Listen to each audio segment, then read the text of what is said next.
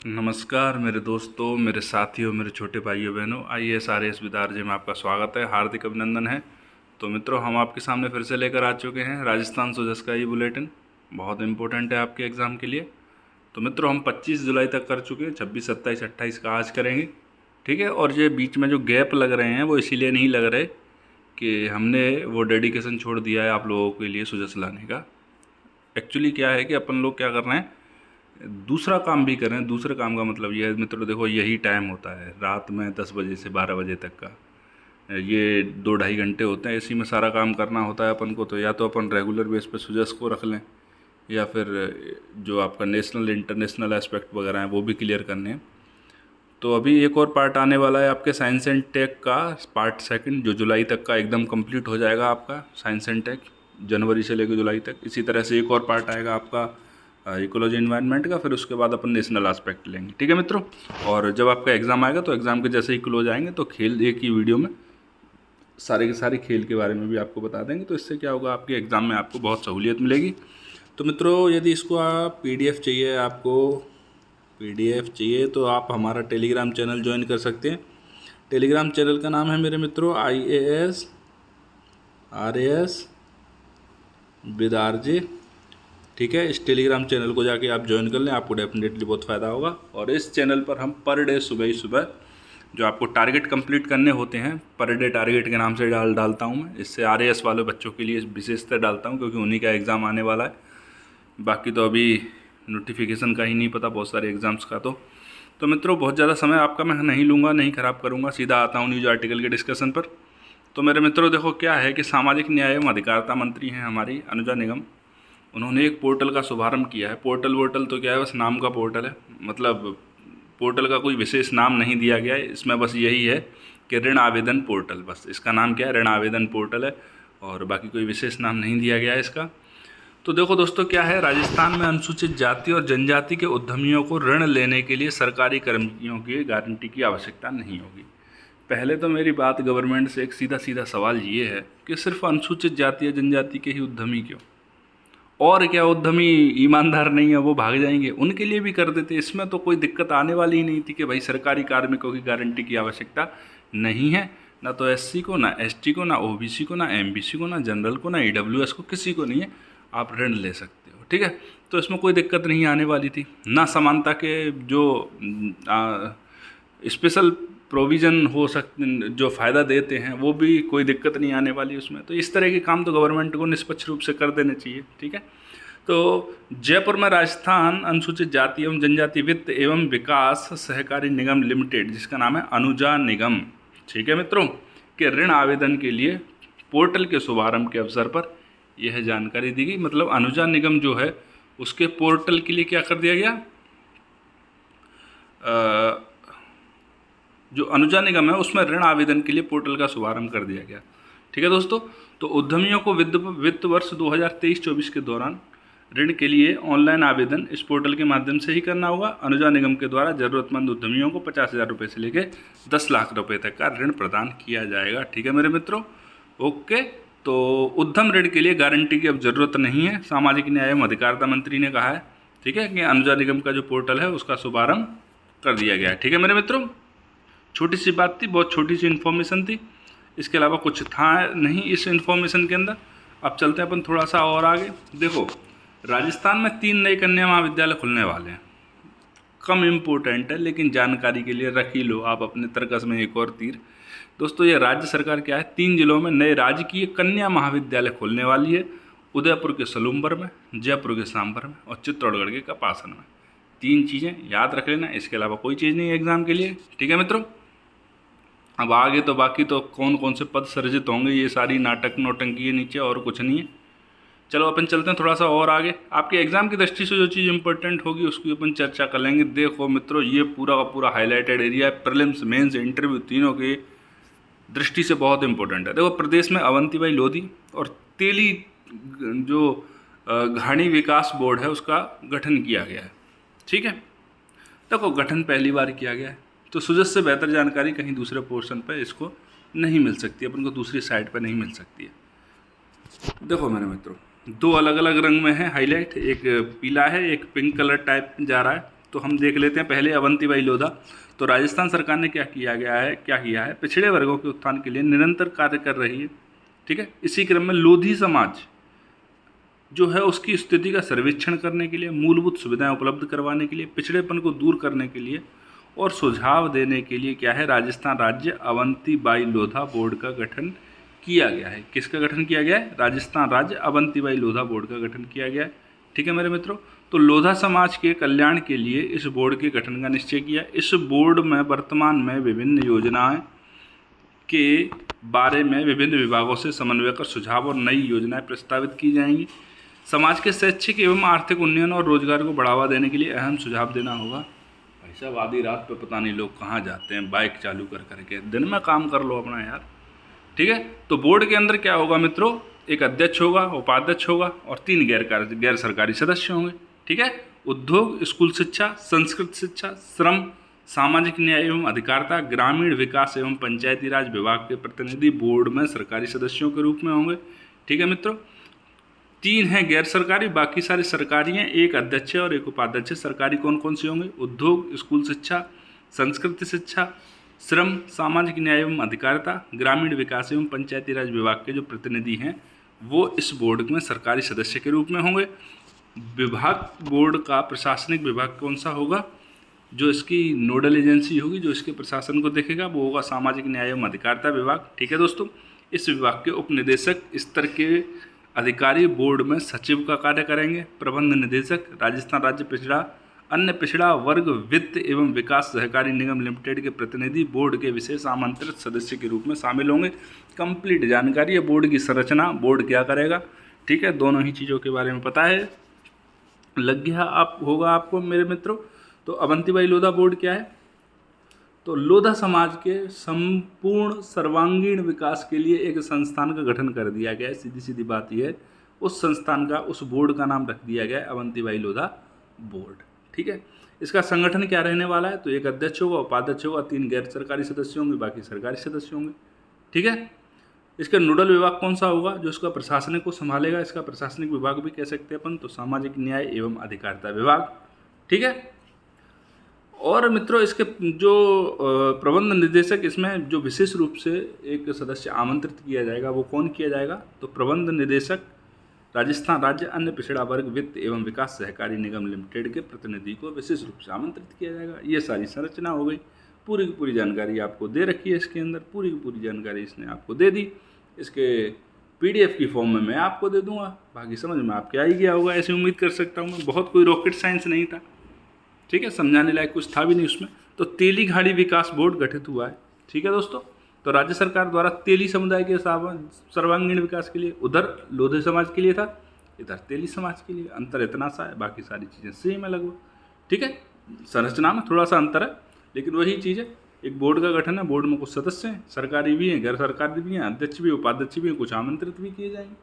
और क्या होगा? सर्वांगीण विकास होगा तेलीघाड़ी समाज का। ठीक है दोस्तों, तेली समाज आप देखते होंगे, एक समय था जो व्यक्ति तेल के बिजनेस में लगा था उसको तेली बोलते थे। कालांतर में वही उनका समाज बन गया, वही जाति बन गई, वही गोत्र बन गया।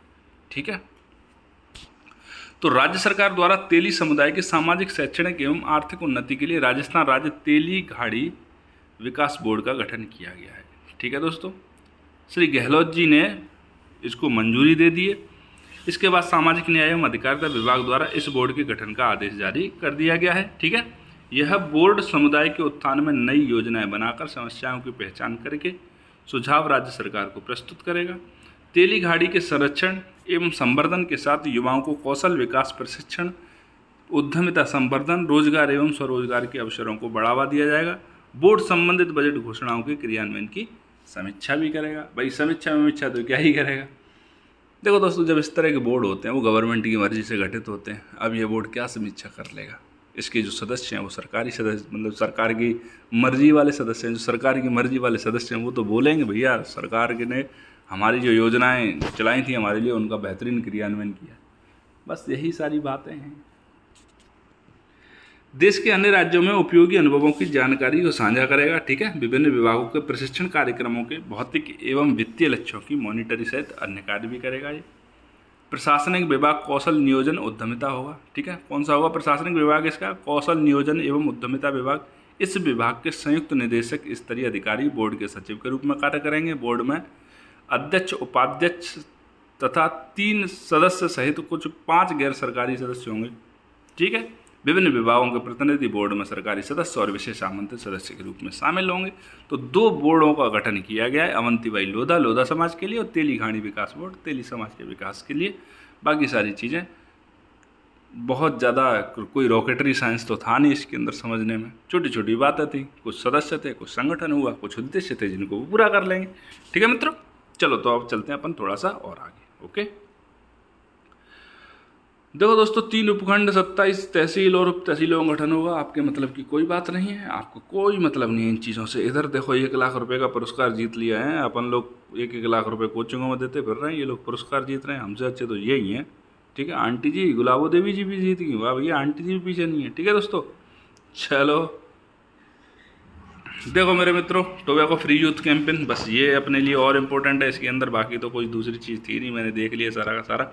चलो मित्रों, अपन देख लेते हैं कि चूरू के अंदर क्या है। स्वास्थ्य, चिकित्सा एवं स्वास्थ्य विभाग की ओर से राजस्थान के गांव ढाणी में आम लोग, विशेषकर युवाओं को तंबाकू सेवन और नशे की लत से बचाने के लिए सघन जागरूकता अभियान चलाया जा रहा है।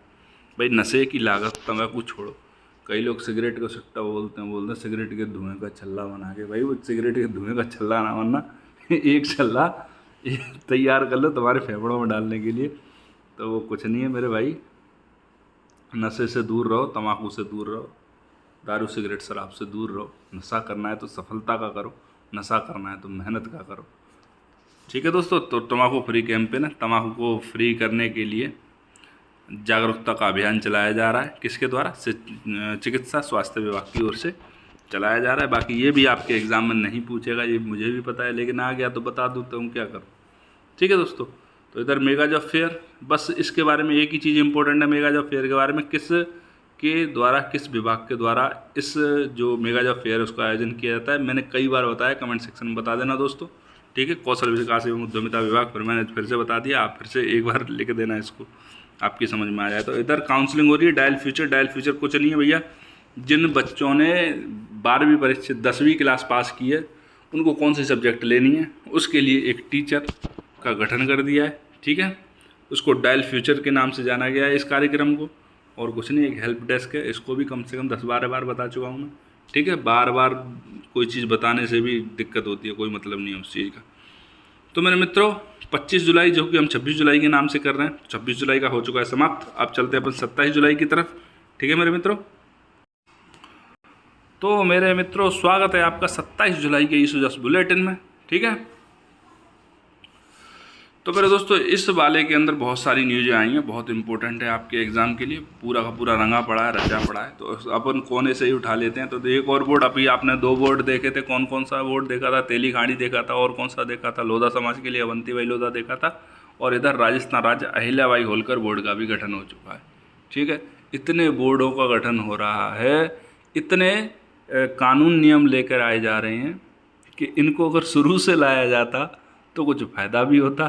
ये तो भैया भागते भूत तेरी लंगोटी सही, और तो कोई मतलब निकल नहीं रहा है इसका। चलो मेरे मित्रों कोई बात नहीं, अपन तो अपने एग्ज़ाम की तैयारी करते हैं, बाकी जब अपन प्रशासन के अंदर होंगे तो सुधार भी करेंगे। ठीक है दोस्तों, तो राज्य सरकार प्रदेश में अहिल्याबाई होलकर बोर्ड का गठन करने वाली है। ठीक है, गहलोत जी ने क्या किया है, इसके प्रस्ताव को अनुमति भी दे दी है। यह बोर्ड गडरिया, गायरी, घोसी जिसको ग्वाला बोलते हैं, पूर्विया, धनगर, गाडरी जाति वर्ग की स्थिति का अध्ययन करेगा। मतलब देखो जाति आधारित चल रहा है, सारा का सारा काम जाति आधारित चल रहा है। फिर गवर्नमेंट एक कैंपेन, एक योजना निकाल देती है, अंतर्जातीय विवाह करो, जातिवाद को समाप्त करो। आप लोग क्यों योजनाओं को, बोर्ड को, अलग अलग चीज़ों को जाति आधारित करते हो? उसको वर्ग आधारित आप क्यों नहीं करते? एक कैटेगरी आधारित क्यों नहीं करते कि ये गरीब हैं, ये मध्यम गरीब हैं, ये मध्यम लोग हैं? ये इस तरह से आप करोगे तो जातिवाद खुद से ही दूर हो जाएगा। लेकिन आप लोगों को तो हर चीज़ जाति के हिसाब से करनी। ठीक है, वोट भी जाति के हिसाब से मांगने, नेता भी जाति के हिसाब से गठित करने। जब ये सारा कुछ होगा तो जातिवाद एक योजना चलाने से समाप्त नहीं होगा। गहलोत जी देखो दोस्तों, सर्वे रिपोर्ट में क्या है, जाति की स्थिति का अध्ययन कर प्रमाणिक सर्वे रिपोर्ट के आधार पर इन वर्गों को मूलभूत सुविधाएं उपलब्ध कराने के लिए और पिछड़ेपन को दूर करने के लिए राज्य सरकार क्या करेगा, ये बोर्ड सुझाव देगा। बोर्ड संबंधित वर्गों के शैक्षणिक एवं आर्थिक उन्नयन, रोजगार को बढ़ावा देने, सामाजिक बुराइयों एवं कुरीतियों के विरुद्ध उपाय और परंपरागत व्यवसाय को वर्तमान तौर तरीकों के हिसाब से आगे बढ़ाने सहित अन्य सुझाव भी देगा। प्रस्तावित बोर्ड में एक अध्यक्ष होगा, उपाध्यक्ष होगा, 5 गैर सरकारी सदस्य होंगे। उद्योग एवं शिक्षा विभाग सहित 6 विभागों के अधिकारी भी बोर्ड के सदस्य होंगे। इतनी सी बात है। जातियों का नाम याद रख लेना, आपसे पूछ लेगा कि राजस्थान राज्य अहिल्याबाई होलकर बोर्ड निम्नलिखित में से कितनी जातियों को या कौन कौन सी जाति के लिए उत्थान के लिए बनाया गया है। ठीक है, तो जाति भी मैं पहली बार सुन रहा हूँ। घोसी, पूर्विया, धनगर, गाडरी, ये भैया मैंने तो नहीं सुनी, हमारी तरफ तो नहीं होती, बाकी और दूसरी तरफ होती हो तो पता नहीं। पूर्वी राजस्थान में तो इस तरह की जातियाँ नहीं होती हैं मेरे मित्रों। तो मेरे मित्रों आपकी समझ में आ गया होगा जो राजस्थान राज्य अहिल्याबाई होलकर बोर्ड के बारे में आपको बताया है। इसमें भी कोई रॉकेट साइंस नहीं थी, वही उद्देश्य थे, वही गठन था और कुछ नहीं था। ठीक है दोस्तों, और 28 जिलों में विवेकानंद यूथ हॉस्टल खुलेंगे, बहुत अच्छी बात है। देखो दोस्तों, मैं कभी कभी गवर्नमेंट की पॉलिसीज का विरोध करता हूँ। उसका विरोध मैं इसीलिए करता हूँ, देखो मेरे मित्रों, ये क्या है, विवेकानंद यूथ हॉस्टल है, अच्छी बात है, हॉस्टल खोलना अच्छी बात है, गरीब बच्चों के लिए अच्छी, बहुत अच्छी बात है। गरीब बच्चों कहीं पर रहेंगे, लेकिन जिस पर्पज़ के लिए खोला गया है वो पर्पज़ यहाँ पे मुझे गड़बड़ लगा। आप लोगों को लगा हो कि नहीं, हमारे एग्ज़ाम में आएगा विवेकानंद यूथ हॉस्टल के बारे में तो हम वही करेंगे जो गवर्नमेंट कह रही है। लेकिन फिर भी हम एक स्वतंत्र रूप से सोच सकते हैं चीज़ों को कि राजस्थान राज्य के विद्यार्थियों को प्रतियोगी परीक्षाओं की तैयारी करने के लिए अब प्रत्येक जिला मुख्यालय पर आवास की सुविधा मिलेगी। राज्य सरकार इसके लिए प्रदेश के 28 जिलों में विवेकानंद यूथ हॉस्टल स्थापित करेगा। तो जो बच्चे प्रतियोगी परीक्षाओं की कोचिंग कर रहे हैं, मतलब गवर्नमेंट ये मान चुकी है कि गवर्नमेंट के संस्थानों में जो शिक्षा दी जाती है वो एकदम घटिया है, रद्दी है। ठीक है, कोई भी कोचिंग, कोई भी गवर्नमेंट होती है वो कोचिंग को एक अलग से व्यवसाय का दर्जा देती है और व्यवसाय के हिसाब से काम चलते हैं। लेकिन गवर्नमेंट ये स्वीकार कभी नहीं करती है कि हमारे संस्थानों के अंदर जो शिक्षा दी गई है वो 2 डब्बल की है, एकदम फर्जी है, और राजस्थान सरकार उसको कर चुकी है स्वीकार। कोचिंग कराने के लिए राजस्थान सरकार खुद से पैसा दे रही है कि लो भैया कोचिंग करो। मतलब ये कि एक चीज़ कि गवर्नमेंट के द्वारा मान लिया गया है कि हमारे जो संस्थान हैं, हमारे जो प्रोफेसर हैं, हमारे कॉलेज हैं, वो बेकार है, रद्दी हैं, घटिया हैं। इसकी जगह पर गवर्नमेंट को कॉलेज के प्रोफेसर्स को और कॉलेज को टाइट करना होगा। वहाँ तो इलेक्शन हो रहे हैं और जहाँ पढ़ाई होनी चाहिए वहाँ पे इलेक्शन करवाओ, तो यही हाल होगा। ठीक है मेरे मित्रों, तो इसमें कुछ नहीं है, बस इतना सा ही है कि जो विवेकानंद यूथ हॉस्टल हैं वो उनके अंदर कौन से बच्चे रहेंगे, तो राजस्थान में विद्यार्थियों को जो प्रतियोगी परीक्षाओं की तैयारी के लिए आते हैं जिला मुख्यालय पर, तो प्रत्येक जिला मुख्यालय पर क्या है, आवास की सुविधा दी जाएगी। और राज्य सरकार इसके लिए प्रत्येक जिलों में, प्रत्येक मतलब प्रदेश के 28 जिलों के अंदर विवेकानंद यूथ हॉस्टल क्या कर रहा है, स्थापित कर रहा है। इनके निर्माण में 78.18 करोड़ रुपए वित्तीय प्रस्ताव का अनुमोदन किया। यूथ हॉस्टल भवनों का निर्माण होने तक वैकल्पिक व्यवस्था के लिए 84 लाख रुपए का भी प्रावधान किया गया। ये हॉस्टल बन रहे हैं, जब तक नहीं बन रहे हैं तब तक विद्यार्थी यदि आ जाते हैं तो उनका खर्चा उठाने के लिए 84 लाख रुपए का एक अलग से प्रावधान कर दिया गया है। सभी प्रस्तावित हॉस्टलों के अंदर 50-50 आवासीय क्षमता, हॉस्टल 50-50 आवासीय क्षमता के होंगे, मतलब एक हॉस्टल में 50 बच्चे रह सकते हैं। अब देख लो कितने बच्चे आते हैं तैयारी करने और एक हॉस्टल में कितने रह सकते हैं, 50 बच्चे। ठीक है, चलो ठीक है, जो भी है जाते जाते करना है कर लो। जयपुर, अजमेर, जोधपुर, उदयपुर, कोटा में भारत सरकार, राज्य सरकार द्वारा युवा आवास पहले से ही संचालित है। शेष 28 जिलों में हॉस्टल शुरू होने से सभी जिलों के युवाओं को परीक्षाओं की तैयारी के लिए बेहतर सुविधा मिल पाएगी। ठीक है दोस्तों, तो ये हो गया आपका विवेकानंद यूथ हॉस्टल। और इधर 15 अल्पसंख्यक आवासीय विद्यालय बनेंगे। प्रत्येक आवासीय विद्यालय में 8 करोड़ रुपए की लागत से इंफ्रास्ट्रक्चर का डेवलपमेंट किया जाएगा। ठीक है मेरे मित्र, तो कौन कौन सी जगह पर 15 अल्पसंख्यक बन रहे हैं आपको कोई मतलब नहीं उस चीज़ से, ना आपसे एग्ज़ाम के अंदर पूछेगा। ठीक है दोस्तों, और यदि इस तरह का स्टैंडर्ड आपसे एग्ज़ाम में पूछता है तो भैया फिर एग्जामिनर की बुद्धि पे मुझे संदेह होगा, क्योंकि इस तरह के प्रश्न आपके किसी भी एग्ज़ाम में नहीं पूछे जाएंगे। आप राजस्थान का कोई सा भी एग्ज़ाम देने चले जाना। ठीक है दोस्तों, ये एक बहुत इंपॉर्टेंट न्यूज आई है। नेवटा और कानोता बांधों को इको एडवेंचर के लिए पर्यटन केंद्र बनाया जाएगा। इससे पहले 2-3 दिन पिछले वाले वीडियो में मित्रों अपन ने देखा था, एक और जगह का नाम अपन ने पढ़ा था कि इको एडवेंचर जो टूरिज्म है वो कौन सी जगह पर विकसित किया जा रहा है। तो आपने बंद बरेठा का नाम सुना था, ठीक है, बंद बरेठा बांध है, वहाँ पर इको एडवेंचर टूरिज्म। और अब नेवटा और कानोता बांधों पर, तो अपन देख लो नेवटा और कानोता बांध कौन सी जगह स्थित हैं, ये इंपॉर्टेंट है अपने लिए। तो राजस्थान में पर्यटन को बढ़ावा देने के लिए जयपुर के नेवटा में और कानोता में, कौन सी जगह पर, जयपुर के नेवटा में और कानोता में बांधों को अब इको एडवेंचर टूरिज्म के साइट के रूप में विकसित किया जाएगा। तो 2 तो ये हो गए, और इससे पहले एक कौन सा था, बंद बरेठा, ठीक है। तो 3 हो गए, 3 बांध हो चुके हैं जहाँ पर इको एडवेंचर के लिए पर्यटन केंद्र बनाया जाएगा, ठीक है। मतलब आओ यहाँ पर छलांग लगाओ, जो जिंदा बचा सो बढ़िया, नहीं बचा तो आबादी कम, ठीक है। एडवेंचर का मतलब यही तो होता है, मौत को छू के टक से वापस। तो इधर तैयारी चल रही है भैया ओलंपिक खेलों की, बढ़िया है, करो। तो दोस्तों इधर भी वीडियो कांस्टेंट देखो, कॉन्टेस्ट हुआ है, इसमें भी 1-1 लाख रुपए पब्लिक जीत रही है, ठीक है। आप लोग हो जो कोचिंगों में दिए जा रहे हो, टिकटॉक बनाओ भाई, रील्स बनाओ, कैरियर है वहाँ पर पढ़ के क्या होगा, पढ़ाई लिखाई कर लो, नाम सुन के खुश हो गए टिकटॉक बनाने का।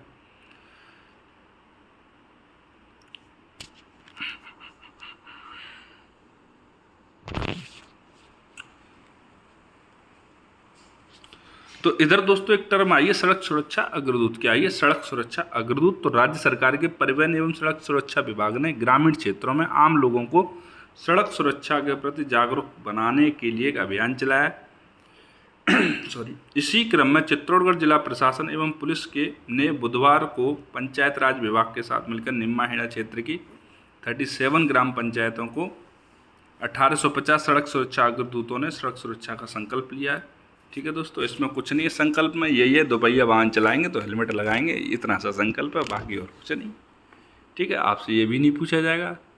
तो आप बोलोगे सर जो चीज़ पूछी नहीं जाएगी वो आप क्यों पढ़ा रहे हो? भाई मार्केट का कंपटीशन है यार, है ना। देखो, ease of doing business, 5 hectare क्षेत्र में खनन पट्टों के लिए अनापत्ति पत्र जारी करना आसान, ठीक है मित्रों। तो अपने लिए ease of doing business report important है, अपन देख लेते हैं क्या होता है, कौन से पिलर्स पर डिपेंड होती है, कौन सी संस्था जारी करती है, ठीक है मित्रों। ये भी आपके एग्जाम की दृष्टि से बहुत इंपॉर्टेंट है। तो ease of doing business report, पहले तो इसके नाम का मतलब समझ लो, व्यापार करने में सुगमता। कोई भी व्यापारी आए उसको आसानी से तो ज़मीन मिल जाए, इतनी कठोर लाइसेंसिंग प्रणाली ना हो कि उसको लाइसेंस लेते लेते वर्षों निकल जाएं, और जो पर्यावरणीय क्लियरेंस है और दूसरी सारी चीज़ें हैं वो उसको एक ही जगह पर सिंगल विंडो पर मिल जाए, बस वो यही चीज़ चाहता है। और जब ये सारी चीज़ें मिल जाती हैं उसको टैक्सेशन में थोड़ी सी सुविधा दे दो, बस आप ईज ऑफ डूइंग बिजनेस, मतलब बिजनेस के लिए आपने सुगमता दे दी, अब आपका बिजनेस सेक्टर ग्रो करने लग जाएगा, ठीक है मित्रों। तो ease of doing business report World Bank के द्वारा जारी की जाती है, लिख लेना इसको, रट लेना, क्योंकि आपसे प्रीलिम्स में पूछा जाएगा तो यही पूछा जाएगा आरएएस के अंदर, ठीक है, कि वर्ल्ड बैंक के ease of doing business report किसके द्वारा जारी की जाती है, तो किसके द्वारा, वर्ल्ड बैंक के द्वारा, ठीक है। इस रिपोर्ट को पहली बार 2003 में जारी किया गया था ताकि व्यापार नियमों के उद्देश्य और उपायों का आकलन किया जा सके। 190 अर्थव्यवस्थाओं के जीवन चक्र, उनके अंतर्गत आने वाले व्यवसाय को प्रभावित करने वाले 10 मापदंडों के आधार पर इसको तैयार किया जाता है, ठीक है दोस्तों।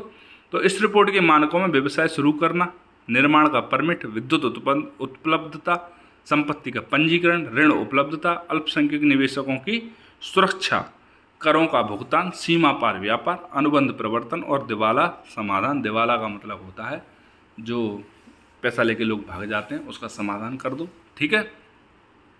बस ये जो पिलर्स हैं इनके ऊपर डिपेंड करती है ये रिपोर्ट। तो जहाँ पर ये चीज़ों की सुविधा होगी रिपोर्ट में उसका नाम ऊपर आएगा, इंडेक्स में उसका नाम ऊपर आएगा, ठीक है मित्रों।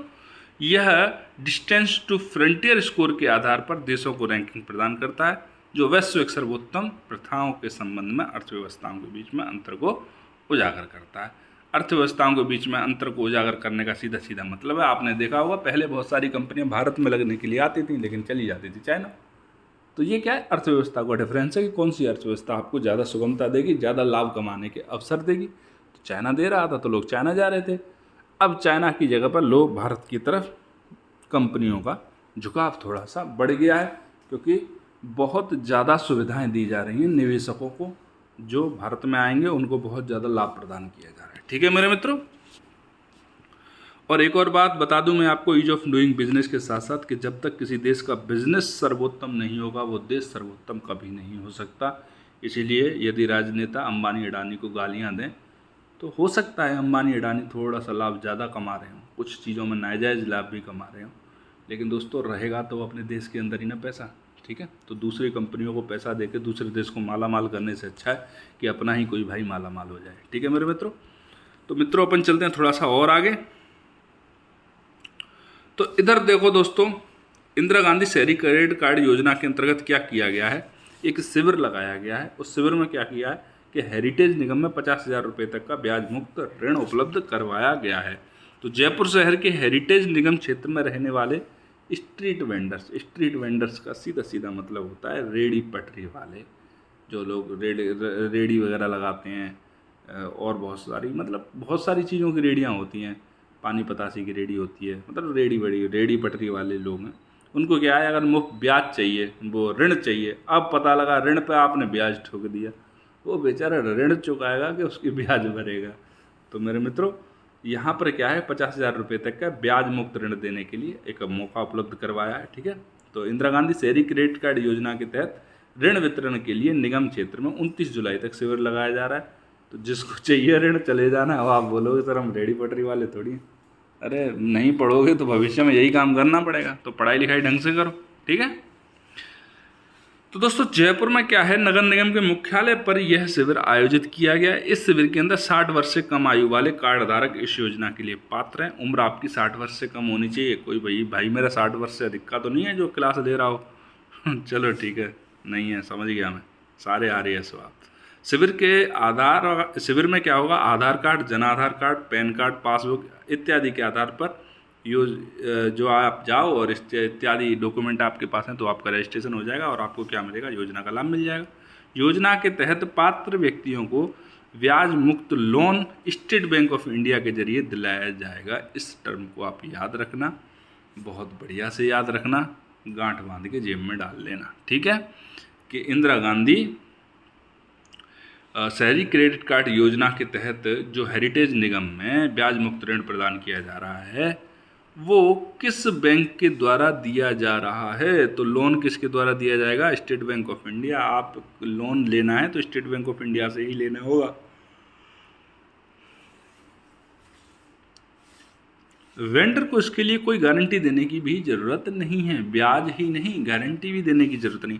तो वो ये आया ना, स्ट्रीट वेंडर, चाहे किसी भी जाति का हो, किसी भी धर्म का हो, किसी भी समाज का हो, अगर आप स्ट्रीट वेंडर हो आपको ऋण मिलेगा।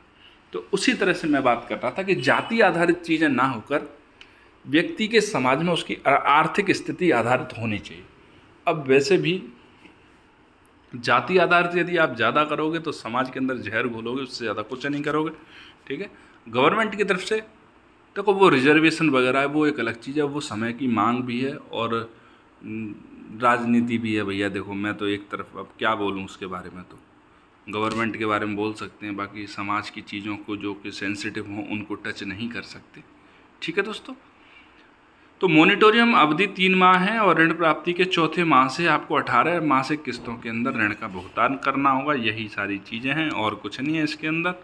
ठीक है मेरे मित्रों, इधर आओगे तो आपको पता लगेगा जल जीवन मिशन के बारे में। जल जीवन मिशन वित्त वर्ष 2023 और 24। तो जल जीवन मिशन इम्पोर्टेंट है आपके लिए। बाकी ये दो जो हाईलाइट किया है मैंने बहुत ज़्यादा इम्पोर्टेंट है। तो राजस्थान क्या है दोस्तों, जल जीवन मिशन की क्रियान्विति में देश में चौथे स्थान पर पहुंच गया है। पहली बात तो ये है।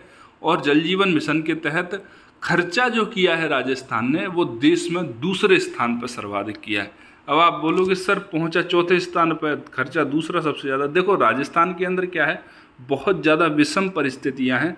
पानी के मामले में तो बहुत ही ज़्यादा विषम है। पूरा पश्चिमी राजस्थान सूखा पड़ा है यार, पूरा का पूरा अरावली निकल जाओ पूरा सूखा पड़ा है। तो आपको बहुत ज़्यादा पैसा खर्च करना पड़ेगा लोगों के घर तक नल से पानी पहुंचाने में। तो इसीलिए गवर्नमेंट ने जो खर्चा किया है वो देश में दूसरे स्थान पे किया है और इसकी क्रियान्विति में देश में चौथे नंबर पर पहुंच गया है। अब अपन जल जीवन मिशन के बारे में देख लेते हैं। ठीक है, तो देखो दोस्तों जल जीवन मिशन 2 जगह पर चल रहा है। ग्रामीण क्षेत्रों में और शहरी क्षेत्रों में। तो पहले हम ग्रामीण क्षेत्रों की बात कर लेते हैं। तो जल जीवन मिशन ग्रामीण की, फिर जल जीवन मिशन शहरी की बात कर लेते हैं। और राजस्थान कौन से स्थान पर क्रियान्विति में पहुंच गया ये आपने देख ही लिया, और खर्चे में कौन से स्थान पर है ये भी आपने देख लिया मित्रों। तो जल जीवन मिशन ग्रामीण की तरफ चलते हैं। तो वर्ष 2019 में शुरू हुआ, 5 वर्ष के लिए शुरू हुआ था, तो 2024 तक। तो 2024 तक के लिए टारगेट रखा गया 2019 में शुरू करके कि हम क्या करें, कार्यात्मक घरेलू नल कनेक्शन। कार्यात्मक का मतलब होता है कार्य करें, ऐसा नहीं है फिटिंग हो गई नल आ गया बस पानी नहीं आ रहा बाकी सारा कुछ आ गया, ठीक है। तो ऐसा हो कार्यात्मक मतलब कार्य में होगा वो चीज़, ठीक है। इसके माध्यम से क्या है, प्रत्येक ग्रामीण परिवार को प्रतिदिन 55 लीटर आपूर्ति प्रत्येक ग्रामीण परिवार को प्रतिदिन 55 लीटर पानी की आपूर्ति की परिकल्पना की गई है। पीने का पानी है ये दोस्तों, ठीक है। यह जल शक्ति मंत्रालय के अंतर्गत आता है। यह मिशन किसके अंतर्गत चलाया जा रहा है, तो जल शक्ति मंत्रालय के अंतर्गत। इसका लक्ष्य जल आपूर्ति व जल कनेक्शन, जल गुणवत्ता पर्यवेक्षण और परीक्षण के साथ साथ सतत कृषि की गारंटी सुनिश्चित करना, मतलब कृषि के क्षेत्र में भी आपको जो पानी है वो उपलब्ध करवाया जाएगा। पीने का पानी तो 55 लीटर है ही है, ठीक है दोस्तों। तो जल जीवन मिशन स्थानीय स्तर पर जल की मांग और आपूर्ति पक्ष प्रबंधन पर ध्यान केंद्रित करता है। मांग और आपूर्ति दोनों के अंदर बैलेंस पर ध्यान केंद्रित करता है, ठीक है मित्रों। वर्षा जल संग्रहण, भूजल पुनर्भरण, पुनः उपयोग के लिए घरेलू अपशिष्ट जल के प्रबंधन के लिए आवश्यक तत्वों के रूप में स्रोत सतत उपाय, स्थानीय दर्शन ढांचे का निर्माण, अन्य सरकारी कार्यक्रमों और योजनाओं के साथ क्या होगा इसमें अभिसरण में किया जाएगा। अब शहरी की बात कर लेते हैं। मतलब इतने सारे जो हैं वर्षा जल का संग्रहण करना भी इसका एक टारगेट है, भूजल का पुनर्भरण करना भी एक टारगेट है। मतलब 55 लीटर पानी तो प्रति व्यक्ति प्रति परिवार पहुंचाना आवश्यक है ही है। उसके साथ वर्षा जल का भी संग्रह करो, उसके साथ भूजल का भी पुनर्भरण करो, घरेलू अपशिष्ट जो जल फेंका जा रहा है उसका भी आप रिसाइकिल करके यूज करो। तो बहुत सारी चीज़ें हैं जो एक साथ क्या कर रहे हैं, एक साथ कार्यक्रम और योजनाएं एक साथ अभिसरण में चलाई जा रही हैं, ठीक है मित्रों। अब चलते हैं देखो शहरी क्षेत्रों की तरफ। तो वित्त वर्ष 2021-22 में देखो 19 में ग्रामीण क्षेत्रों में शुरू कर दिया, फिर पता लगा गवर्नमेंट को 2-3 साल बाद भाई प्यास तो शहरी क्षेत्रों के लोगों को भी लगती है, ठीक है। अच्छा, तो इतने दिनों में इसकी समझ में आया इन लोगों के। तो इन्होंने 2021-22 के केंद्रीय बजट में क्या कर दिया, सतत विकास लक्ष्य SDG 6 है, उसकी टारगेट है उसको प्राप्त करने के लिए, मतलब सभी लोगों को स्वच्छ पेयजल उपलब्ध करवाना SDG 6 टारगेट के अंदर लिखा हुआ है, ठीक है मित्रों। इसके अनुसार क्या है, सभी शहरों में कार्यात्मक नल के माध्यम से घरों में पानी की आपूर्ति की सार्वभौमिक कवरेज सुरक्षा प्रदान करना, ठीक है। केंद्रीय आवास और शहरी मामलों के मंत्रालय के अधीन जल जीवन मिशन योजना की घोषणा की गई है। अब आप देख लो शहरी क्षेत्रों में कौन सा मंत्रालय इसका नोडल एजेंसी नोडल मंत्रालय है, तो केंद्रीय आवास और शहरी मामलों का मंत्रालय, और ग्रामीण में जल शक्ति मंत्रालय। इन दोनों ही मंत्रालयों के नाम याद रखना। ग्रामीण जो जल जीवन मिशन है वो कौन से मंत्रालय के अधीन के अंतर्गत किया जा रहा है, तो वो उसका क्रियान्वित कर रहा है जल शक्ति मंत्रालय। और शहरी क्षेत्रों में जो जल जीवन मिशन है उसका क्रियान्वयन कौन कर रहा है, तो केंद्रीय आवास शहरी मामलों का मंत्रालय, ठीक है। दोनों चीज़ों को याद रखना, एक की 19 में शुरुआत हुई और एक की 21-22 में। तो यह जल जीवन मिशन ग्रामीण का पूरक है। इसके तहत 2024 तक कार्यात्मक घरेलू नल कनेक्शन के माध्यम से सभी ग्रामीण घरों में सभी शहरी घरों में, ठीक है दोस्तों, इधर में ग्रामीण लिख गया, तो सभी शहरी घरों में 55 लीटर जल की आपूर्ति होगी, ठीक है। इसका दूसरा क्या उद्देश्य होगा, देखो ग्रामीण क्षेत्रों में जल आपूर्ति के साथ साथ क्या किया जा रहा था, वर्षा जल का संरक्षण किया जा रहा था, भूजल का पुनर्भरण किया जा रहा था, क्योंकि ग्रामीण क्षेत्रों में ये चीज़ें संभव हैं, पोखर बना के, तालाब बना के, बहुत सारे काम करके। लेकिन शहरी क्षेत्रों में थोड़ी ना आप तालाब बना दोगे, शहरी क्षेत्रों में पैर रखने के लिए जगह नहीं है भाई, कोई 20x40 की जगह नहीं छोड़ेगा तालाब भरने के लिए। आपने ले ली, वहाँ पर कोर्ट में केस हो जाएंगे, लटकी रहेगी ना, तो वहाँ पर स्टे लग जाएगी, ज़मीन ही बंजर हो जाएगी वहाँ की, ये मान लो। तो उद्देश्य इसके क्या है कि नल और सीवर कनेक्शन द्वारा पहुँच सुनिश्चित करना, भाई नल की और सीवर की दोनों की व्यवस्था करना, ठीक है। मतलब पानी तो फैलाने के लिए, फिर फैलाया उसको जो समेट के दूसरी जगह पर ले जाके फिर उसको रिसाइकिल करना है, ठीक है। जल निकायों का पुनरुत्थान करना है, जो जल के निकाय ऑलरेडी हैं शहरों के अंदर उनका पुनरुत्थान करना है, ठीक है।